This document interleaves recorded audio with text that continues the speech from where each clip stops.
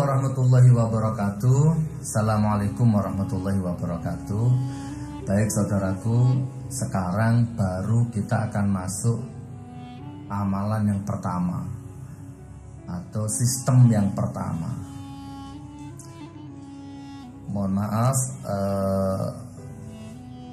bukan niat menggurui, tapi ayo kita sama-sama merendahkan ego, ya, rendahkan ego. Walaupun mungkin Anda tahu materi ini, tidak ada salahnya direndahkan egonya, karena materi ini sederhana. Materi ini, sistem ini, ilmu ini, amalan ini itu adalah umum kebanyakan, semua orang tahu. Tapi kan tidak ada salahnya kita mengunci lagi, menguatkan lagi, dan mengingatkan. Ibarat begini loh, ibarat begini, sholat itu wajib, semua orang tahu. Tapi kan tidak semua orang bisa menjalankan sholat, tidak semua orang mau melakukan sholat, padahal dia sudah tahu sholat itu wajib. Tapi ada orang yang berani meninggalkan sholat. Sama dengan begitu saudaraku. Jadi saya akan mulai mengamalkan, saya akan mulai masuk ke materi yang 13 itu, ilmu atau sistem yang 13 itu. Nah, dicerna, doakan, saya juga bisa mengamalkan ini. Jadi kita saling berbagi resonansi positif, ya, gelombang positif, insya Allah.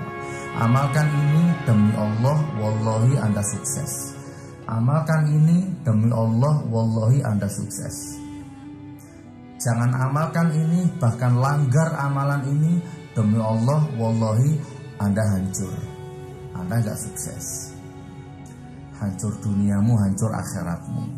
Oke, biar tidak bertele-tele, kita mulai bab yang pertama. Bagaimana cara hidup sukses? Apa amalannya supaya hidupnya sukses, hidupnya bahagia, bermartabat, berwibawa, apalagi kaya raya, dijamin kebutuhannya sama Allah, mulia di dunia, mulia di akhirat, mulia di mata manusia, mulia di mata Allah. Ini yang pertama. Catat, amalkan. Apa Gus yang pertama? Bismillahirrahmanirrahim. Muliakan kedua orang tuamu walaupun orang tuamu pelacur. Muliakan ibumu walaupun ibumu pelacur sekalipun. Muliakan ayahmu, bapakmu walaupun bapakmu penjahat sekalipun. Kalau saya boleh pakai bahasa yang lebih ekstrim, muliakan orang tuamu, bapak ibumu, walaupun keduanya anjing sekalipun, walaupun mereka babi sekalipun, muliakan. Itu amalan yang pertama. Di Al-Quran banyak sekali dalilnya, banyak sekali perintahnya untuk menghormati orang tua. Jangankan melototi matanya, sekedar berkata "hah" gitu aja Allah melarang. Banyak ayat, banyak hadis yang melarang sebagai anak durhaka kepada orang tuanya. Saudaraku, siapa di antara Anda yang sudah capek hidup menderita, lebih banyak menderitanya daripada bahagianya, lebih banyak bangkrutnya daripada suksesnya? Jangan-jangan Anda selama ini belum membahagiakan orang tua, belum balas budi kepada orang tua, bahkan sebaliknya selalu menyakiti hati orang tuamu. Untuk apa cari pelaris? Dagangan kepingin laris, cari dukun, cari pelaris, nebus minyak, nebus jimat, nebus sikep, nebus keris, makan kembang, makan menyan, tidur kuburan. Untuk apa? Supaya dagangannya laris, supaya nggak dimutasi, supaya nggak kena santet, supaya selamat. Naudzubillah min dzalik. Nggak usah begitu. Muliakan orang tuamu sebejat apapun. Jangan sakiti hatinya sesalah apapun. Insya Allah Anda sukses. Serius, Anda tahu ini.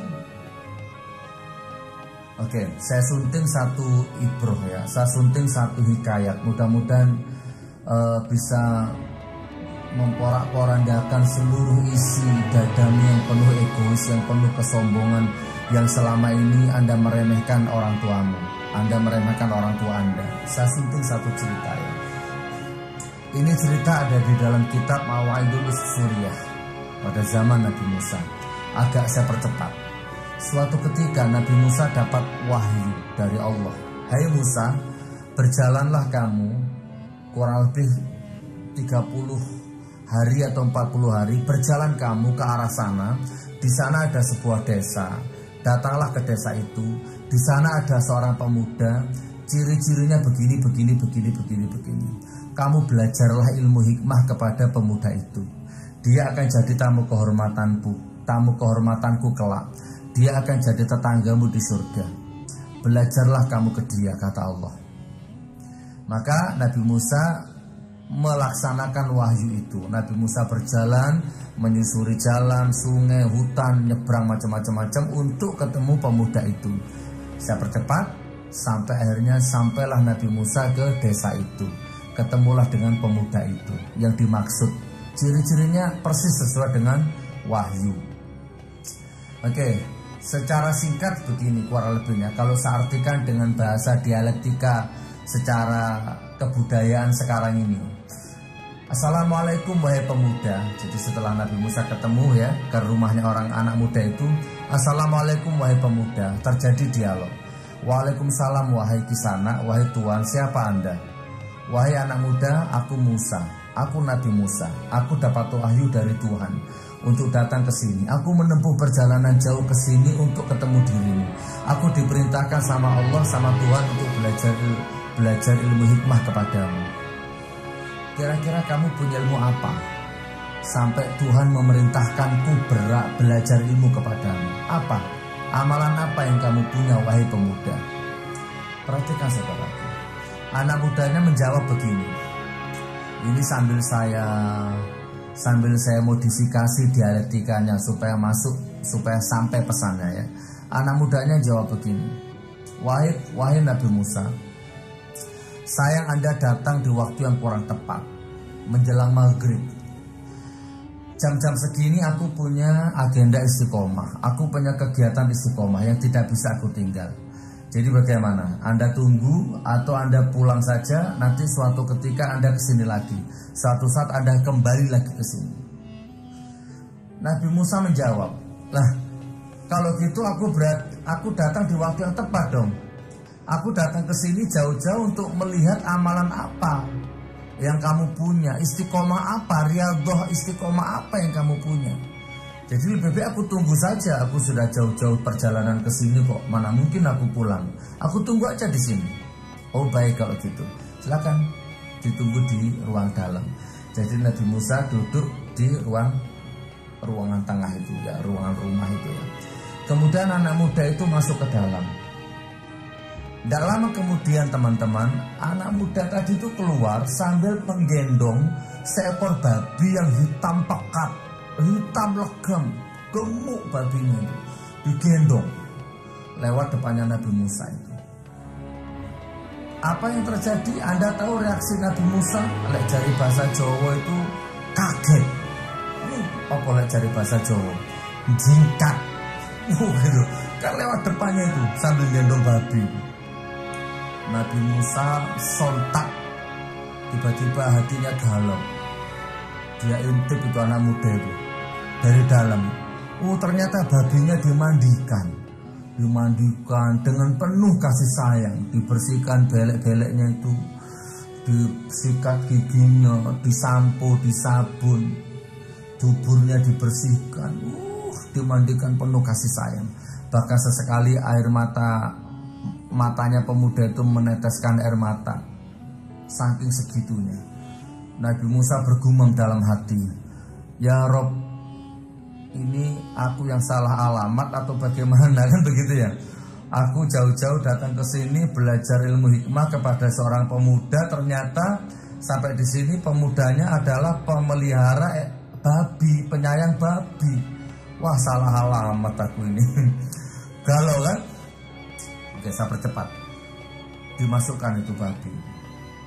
Tidak lama kemudian keluar lagi, bawa babi lagi yang lain, tapi dituntun, tidak digendong karena lebih besar babinya. warnanya hitam. Nabi Musa semakin gelisah. Ya Allah, apa ini ya Allah, apa ini ya Allah, gitu kan. Oke, saya percepat saudaraku. Intinya babi tadi itu dimandikan sama dengan babi yang pertama, bahkan jauh lebih lama ini, jauh lebih sayang, jauh lebih lembut cara perlakuannya anak muda ini. Ya, dimandikan, dicium, ditakdim. Wah, subhanallah. Oke, masuk itu pemuda itu. Nah, setelah itu baru menemui Nabi Musa. Terjadilah dialog. Perhatikan dialognya saudaraku. Wahai pemuda, udah gak usah duduk. Umpama bahasa dialektikanya begini. Saya datang jauh-jauh ke sini untuk belajar ilmu hikmah kepadamu, tapi sampai di sini aku hanya menemukan seorang pemuda yang ternyata pemelihara babi. Babi itu di dalam kitab Taurat itu najis, bla bla bla bla bla bla. Coba jelaskan kepadaku, jangan-jangan ada hijab yang aku nggak tahu. Bagaimana? Kurang lebih begitu kan? Nah, perhatikan jawabannya. Akhirnya pemuda ini menjelaskan sambil berurai air mata. Wahai Musa, perhatikan jawabannya anak muda ini. Ini ada di dalam kitab Mawaidul Usfuriyah. Wahai Nabi Musa, kata anak mudanya, ketahuilah, 2 ekor babi tadi itu adalah jelmaan kedua orang tuaku, jelmaan bapak ibuku. Sambil nangis. Bapakku, ibuku adalah orang yang selama ini selalu berbuat dosa, maksiat. Suatu ketika menjelang maghrib, hujan deras, ayah ibuku kena petir, disambar petir, terbakar, hangus, keluar asap hitam. Aku pikir orang tuaku meninggal, menggeliat. Tiba-tiba bapak ibuku berubah wujud menjadi 2 ekor babi yang sangat hitam pekat. Saudaraku, dari zaman Nabi Musa kejadian seperti ini bukan hal yang aneh. Anda jangan bermain logika di sini ya. Ada tongkat dilempar jadi ular, ada tongkat dipukulkan ke samudra, belah samudranya. Ini bukan untuk konsumsi akal, ini bukan untuk konsumsi logika, ini konsumsi iman. Oke, wahai Musa, 2 ekor babi tadi adalah jelmaan kedua orang tuaku. Ketahuilah, senajis apapun dia, sekotor apapun dia, sebejat apapun dia tetap orang tuaku. Aku akan menghormati, aku akan menghargai sampai tetes darahku yang terakhir. Aku akan memuliakan dia. Saya nggak peduli senajis apapun, saya nggak peduli dia mau masuk neraka, saya nggak peduli. Yang penting sebagai anak, aku sangat menyayangi kedua orang tuaku.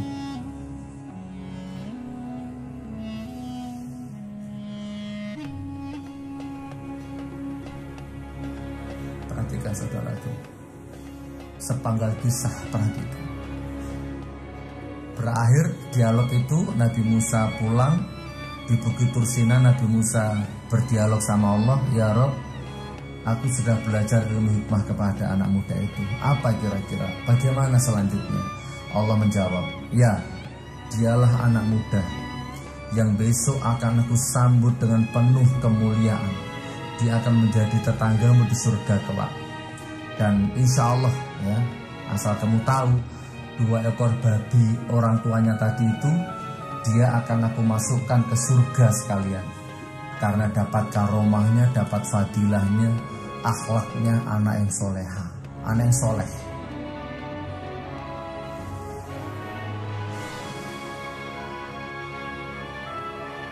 Saudaraku yang nonton video ini, aku tidak bermaksud menggurui.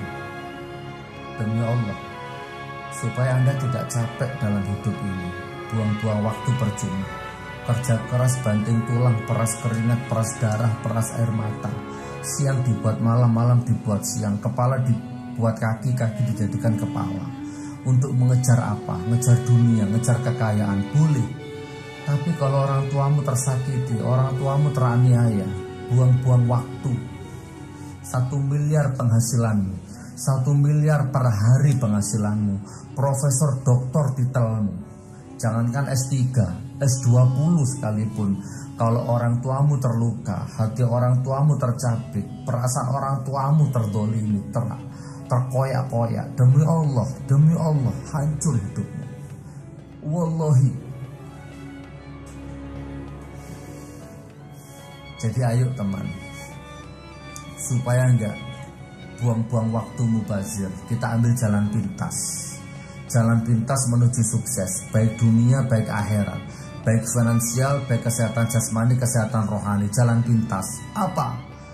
Bahagiakan orang tuamu, sayangi mereka, sehina senaji sebejat apapun. Ibumu pelacur, sayangi, hormati. Tapi sebagai anak tetap tegur. Jadi gini maksudnya, kalau Anda punya ibu pelacur nih umpama ini, tegur, tapi tetap dalam koridor sebagai anak yang takdim. Jangan melototi matanya, tunduk. Bu, Umi, Bunda, maafkan anakmu, sambil menunduk. Anakmu tidak malu punya ibu seorang pelacur. Demi Allah akan aku tanggung aib ini. Aku gak malu punya ibu sebagai pelacur. Aku gak malu punya ibu pelacur. Tapi duhai ibuku, sebagai anak izinkan aku membatalkan kewajibanku, mengingatkan ibu, mengingatkan bunda. Taubat bunda, taubat ibu. Aku ingin masuk surga bersamamu ibu. Aku ingin masuk surga bersamamu bu. Taubat bu, taubat.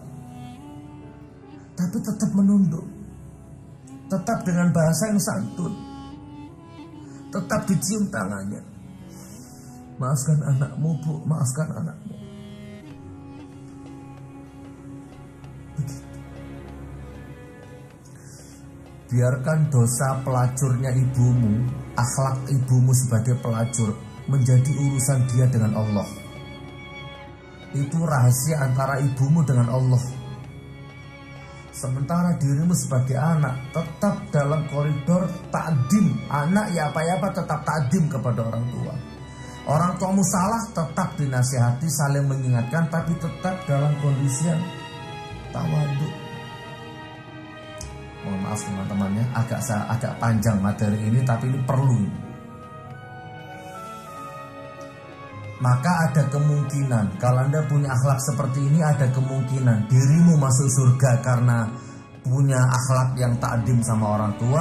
Tidak menutup kemungkinan, hanya Allah yang maha tahu, ibumu akan diampuni sama Allah, dapat hidayah, dan ibumu akan masuk surga karena karomahnya, fadilahnya, barokahnya, akhlaknya dirimu yang soleh itu.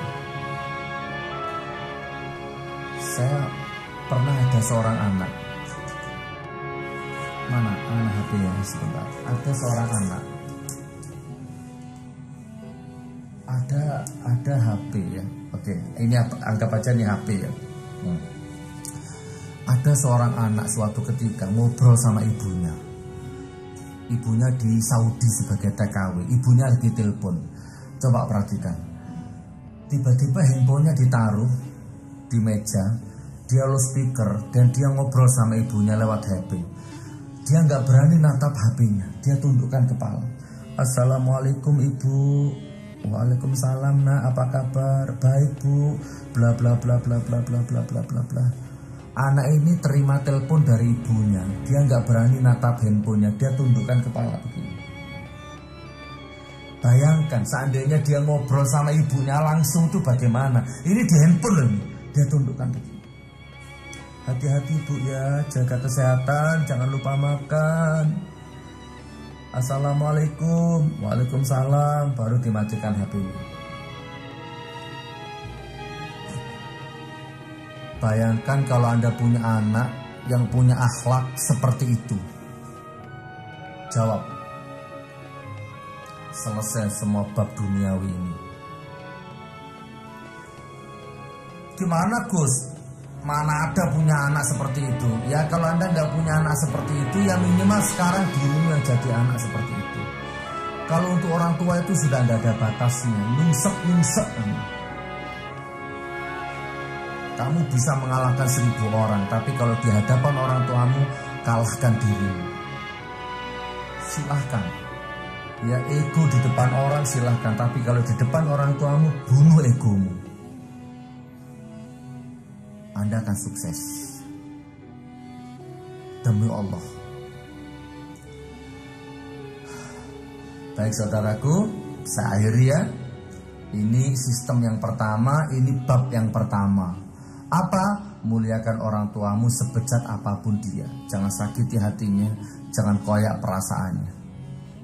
Maka insya Allah Anda akan mulia. Insya Allah, demi Allah. Cuci kakinya, nggak usah diminum airnya, cuci kakinya. Bu, maafkan anakmu ya bu ya, maafkan anakmu, ridhoi anakmu.